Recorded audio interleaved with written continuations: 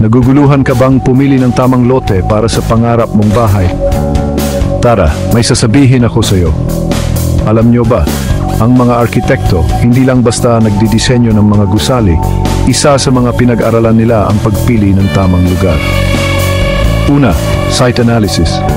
Tinitingnan nila lahat, mula sa hugis ng lupa hanggang sa kung saan ang tama ng sikat ng araw. Binibigyang pansin din nila ang direksyon ng hangin para sa posibleng lokasyon ng mga bintana. Pangalawa, tinitingnan nila kung pwede ba talagang magtayo sa isang lote, point 5. Isipin mo yung mga matatarik na lote o mga binabahang lugar, makakapagbigay sila ng tamang inputs.